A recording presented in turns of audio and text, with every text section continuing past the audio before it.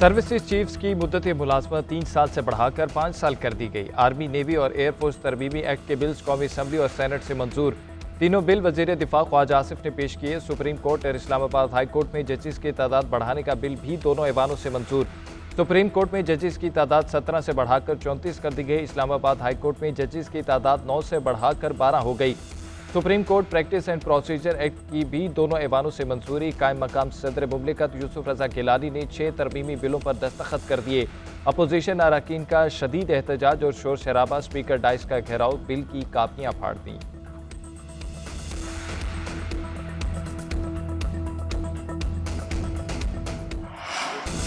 Supreme court practice and procedure act में नई तरमीम। चीफ जस्टिस पाकिस्तान और सुप्रीम कोर्ट के सीनियर जज कमेटी के रुकन होंगे। आईनी बेंच का सीनियर तरीन जज भी शामिल होगा। आईनी बेंच के सीनियर रुकन के चुनाव तक कमेटी 2 रुकनी होगी। कोई रुकन इनकार करे तो चीफ जस्टिस किसी और जज को शामिल कर सकेंगे। वजीर कानून आसिम नज़ीर तारड़ कहते हैं जजों की तादाद 34 करने का फैसला किया है। जरूरत कितनी है तायुन जुडिशल कमीशन करेगा। तादाद बढ़ाना सुप्रीम कोर्ट और हाई कोर्ट बार्स का मुतालबा था।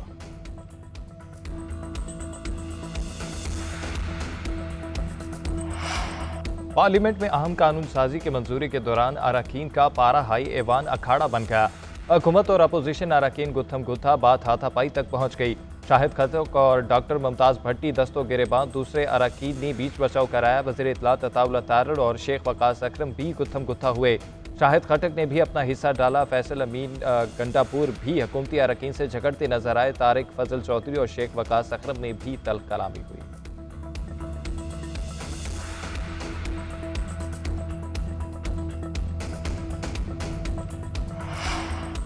वजीर दिफा ख्वाजा आसिफ कहते हैं एक्सटेंशन का सिलसिला अयूब खान के दौर से चला रहा है।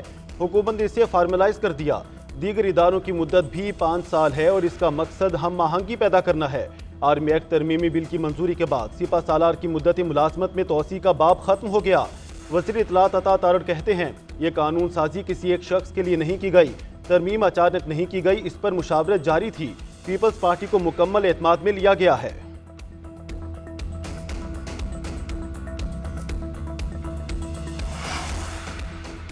पार्टी चेयरमैन बैरिस्टर गौहर कहते हैं हुकूमत अपनी मर्जी के जजेस लाना चाहती है। कोई भी बिल रूल के तहत मंजूर नहीं हुआ। तहरीक इंसाफ ने हुकूमती कानून साजी गैर आइनी करार दे दी।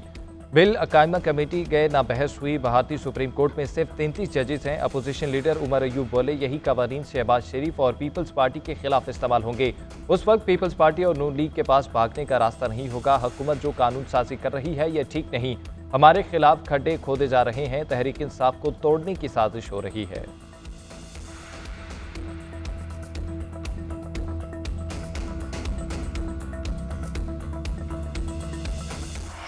मौलाना फजलुर रहमान ने आर्मी चीफ की मुद्दत मुलाजमत 5 साल करना इंतजामी मामला करार दे दिया। कहा हालात खराब हैं तो मेरे इख्तियारात में इजाफा करो कि पॉलिसी दुरुस्त नहीं। हमें मुल्क को एक सिविलियन हुकूमत के तौर पर आगे लेकर जाना है। 26वीं तरमीम में आपने पार्लियामेंट को इख्तियारात दिए, आज फौज को इख्तियारात दे रहे हैं। ये 26वीं आईनी तरमीम की तौहीन है। पहले नैब से शिकायत थी, अब दिफाई इदारों को इख्तियारात दिए जा रहे हैं। वो इख्तियारात दिए जा रहे हैं जिसका जिम्मेदारियों से कोई ताल्लुक नहीं। ये इक़दाम सिविल मार्शल लॉ के बराबर है। हुकूमत जमहूरियत के चेहरे पर कालक मल रही है। जमहूरी इदारे इस किस्म के कवानीन की इजाज़त नहीं दे सकते।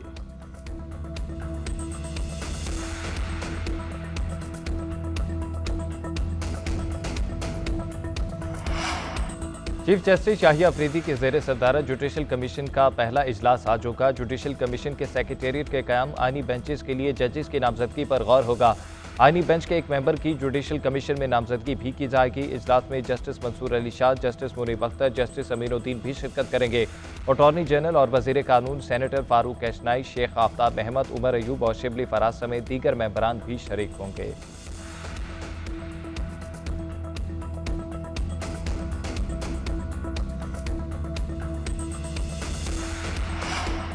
कानून साजी सुप्रीम कोर्ट को बतौर इदारा ख़त्म करने की कोशिश। आमरीत के खिलाफ PTI के पास कोई स्ट्रेटजी नहीं है। साबिक विफाकी वजीर फवाद चौधरी की GNN के program news edge with Fareeha Idrees में गुफ्तगू। कहते हैं डोनाल्ड ट्रंप का अमरीकी सदर बनना पाकिस्तान पर असरअंदाज हो सकता है। सदर बनकर बाइडन के हर इकदाम को उल्टा देंगे। साबिक सदर के साथ बानी PTI के पर्सनल ताल्लुकात हैं। एक सवाल के जवाब में कहा मैं बानी PTI के कहने पर रहनुमाओं पर तनकीद नहीं कर रहा। मौजूदा पार्टी की आदत मुसीबत में किसी रुकन के साथ खड़ी नहीं हुई।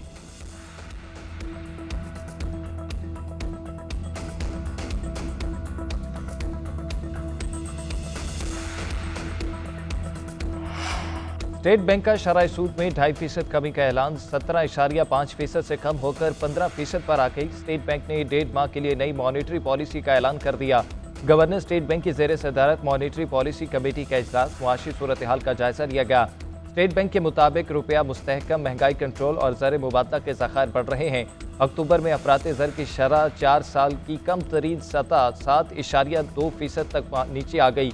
गुज़िश्ता इजलास के बाद महंगाई तवक्को से ज़्यादा कम हुई। उधर पाकिस्तान स्टॉक एक्सचेंज में ज़बरदस्त तेज़ी, ट्रेडिंग के दौरान पहली बार 100 इंडेक्स 92,000 का संगे मील अबूर कर गया।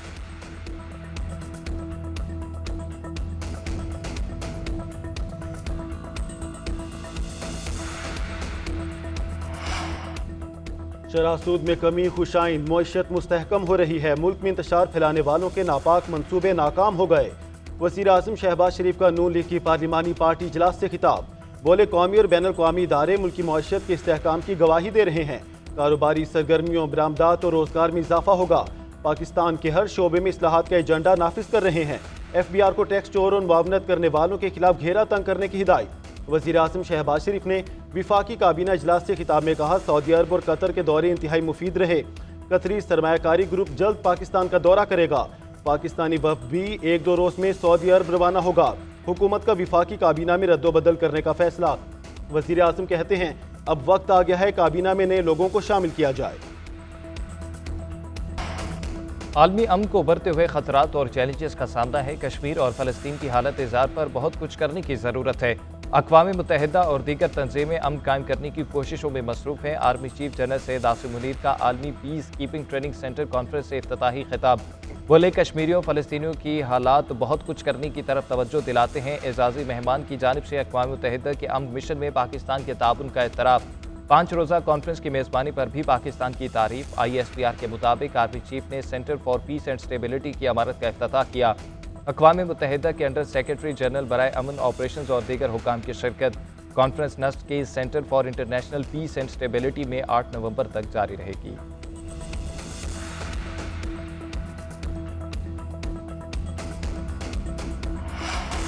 ईरानी वज़ीर ख़ारजा सैयद अब्बास इराक़ची इस्लामाबाद पहुँच गए। एडिशनल सेक्रेटरी ख़ारजा नसीम बड़ाइच और ईरानी सफ़ीर ने इस्तकबाल किया।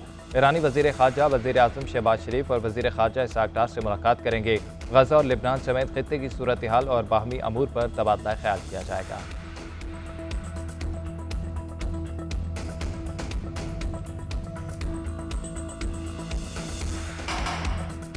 लाहौर में आज रात से स्मोक बढ़ने का खतरा। महकमे माहौलियात ने रेड अलर्ट जारी कर दिया। हुकाम का कहना है आने वाले 24 घंटों में भारतीय हवाओं का रुख पाकिस्तान की तरफ होगा। आलमी इदारों और महकमे मौसमियात की रिपोर्ट्स के मुताबिक सूबाई दारुल हुकूमत और गिरदोनवाह में दाखिल होने वाली हवा की रफ्तार 4 से 8 किलोमीटर फी घंटा होगी। लाहौर का एयर क्वालिटी इंडेक्स फिर से शदीद मुतासिर होगा। शहरियों से गैर ज़रूरी बाहर ना निकलने की दरख्वास्त, मास्क इस्तेमाल करने की भी हिदायत।